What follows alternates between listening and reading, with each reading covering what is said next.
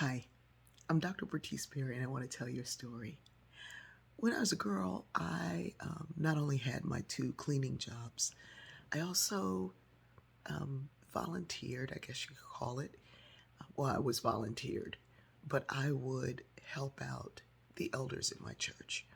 If they needed someone to go to the store, and they often did, they'd go to the grocery store to get what they needed, but sometimes they'd have need for other things. I would do light cleaning for them, sometimes heavy cleaning. I became very handy because whatever it was they needed, I was there. They'd say, "Can you fix that chair?" Let me figure it out. And I did long before there was a YouTube. Can you paint that table for me? Go to the hardware store and ask the man at the hardware store how to do it. And I figured out, oh, you got to use primer. Oh, you got to sand it first. Oh, you got to do this. So I learned a lot of things. Some of these women, and you always call them sister or mother or whatever because they, were church members. That was the title that they would go by.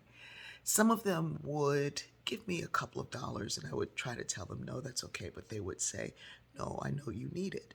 But it wasn't ever much. It was never more than $10 because they didn't have it either. I don't think I've ever, now that I think about it, I don't know if I ever got a 10. But they would give whatever they could give. And sometimes they would share, maybe they'd make a plate for me to take home or invite me to sit down and eat or whatever. But I would do these things on the weekends or somewhere where I had time. If you have time, can you come by? Sometimes I would hand stitch somebody's buttons or hand stitch a hem of a dress or something.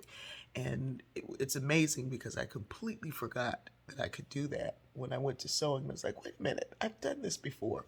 But it was doing whatever needed to be done. There were some who never bothered to offer anything. And it always seemed to me that those were the ones who had the most work to do. And those were also the ones who complained about how I did whatever it was that I was doing. I remember the first time I actually spoke back to an elder. And this one woman I had, she wanted me to go to the store. Okay, I came over, went to the store. Well, while you're here, I can't get down to the baseboards to clean the baseboards. Can you clean them? Okay, I cleaned her baseboards. And then there were some windows, and then there was something else, and then there was something else. And I went to put my coat on. The hem of my coat had started to come out. And she said, "You need to fix yourself up better. No man is going to want you looking like that. And you need to do better. And what if somebody comes to town and they, are looking for a wife or something?" Now I'm a young woman. I'm like a schoolgirl. So I'm not hardly thinking about a husband. I'm thinking about how am I going to get out of this town and go to college? But I didn't say it out loud.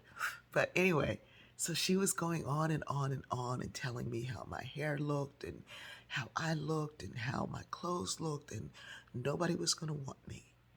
And I said, "Mother so and so, if the person who is looking at me can't see all that I do for you and for others, they can't see that I'm kind, they can't see that I'm smart, they can't see that I'm hardworking, and that those things are not as important as how my clothes look, I wouldn't want them either."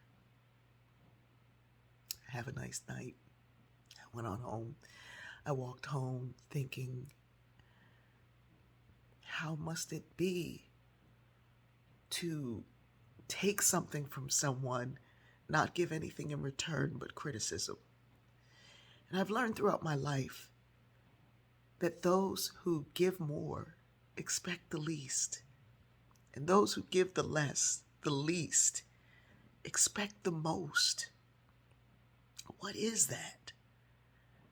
What is it that we focus on the unimportant things when there are loving, beautiful folks in front of us doing the right things? Oh, if we could all get together, if we could get that equation right, if we could bless those who do the right thing and keep on stepping from those who want to tear you down. I've learned to do that more and more, and it's bringing me more and more joy. I love you. and I love this rainy, beautiful day. And now that I'm thinking about it, I was about to get up and do some work and do some something. I'm going to take a break. I love you.